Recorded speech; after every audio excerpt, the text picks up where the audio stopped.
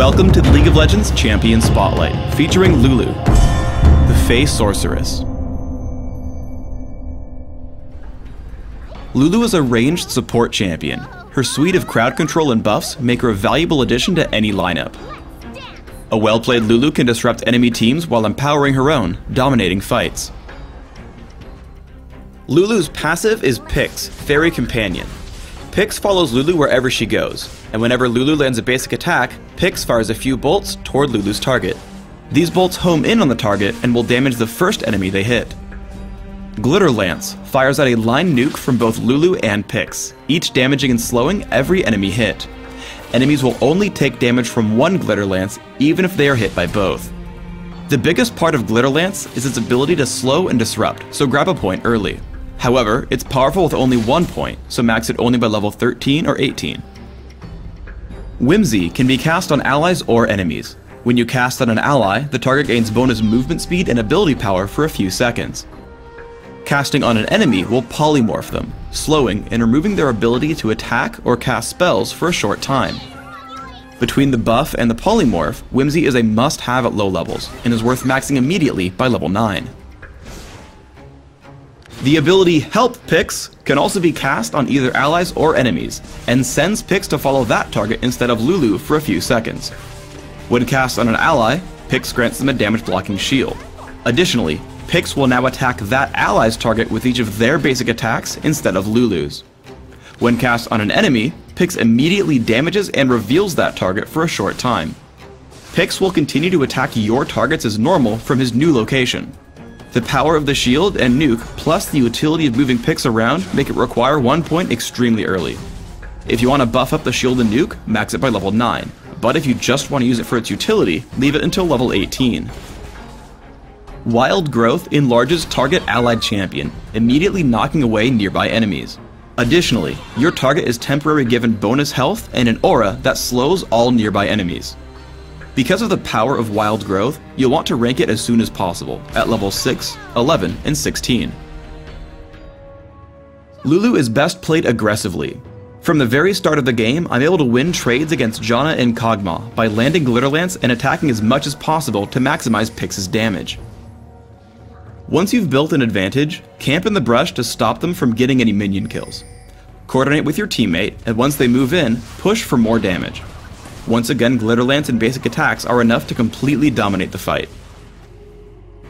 When casting Glitter Lance, pulling your mouse cursor close to your champion will make both lances shoot in different directions.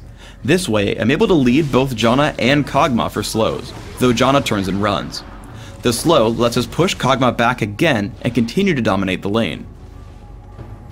When playing aggressively, you want to make sure you ward your lane to watch for ganks.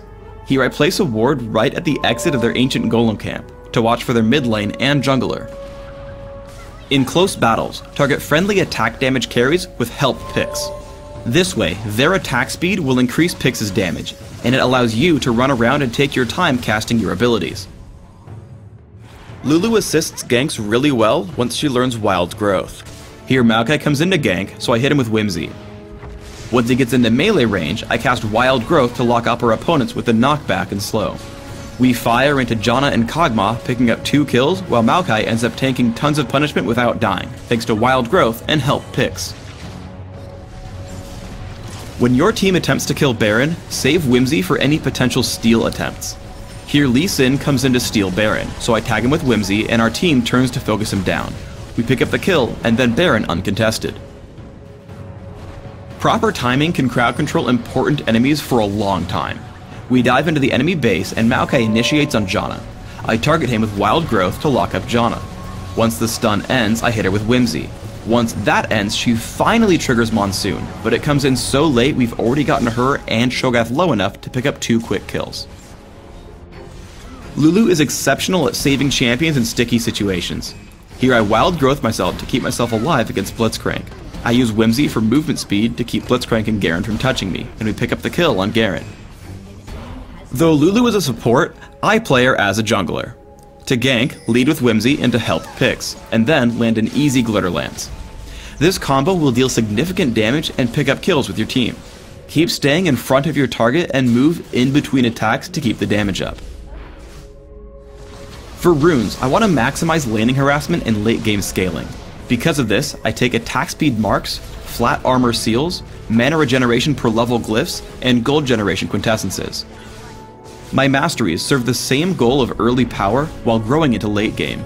I go 0-9-21, focusing on armor and health and defense, plus mana regeneration, movement speed, gold, experience gain, and cooldown reduction in utility. For items, I want to power myself up for late game with the ability to support my whole team. To enable this, I open with a fairy charm plus some sight wards and health potions. I quickly upgrade for some extra gold generation with Philosopher's Stone and Heart of Gold, while also getting Ionian Boots of Lucidity. Your first major purchases should be Chalice of Harmony, Aegis of the Legion, and Shirelia's Reverie. Build into late game with Locket of the Iron Solari and Rabadon's Deathcap. On Dominion, you'll have similar build goals of ability power, cooldown reduction, and team support. Open with Ionian Boots of Lucidity and Cloth Armor. Rush as many ores as possible with Aegis of the Legion, Shirelia's Reverie, Zeke's Herald, and Will of the Ancients. Top off your build with Rabadon's Deathcap for a nice boost of ability power.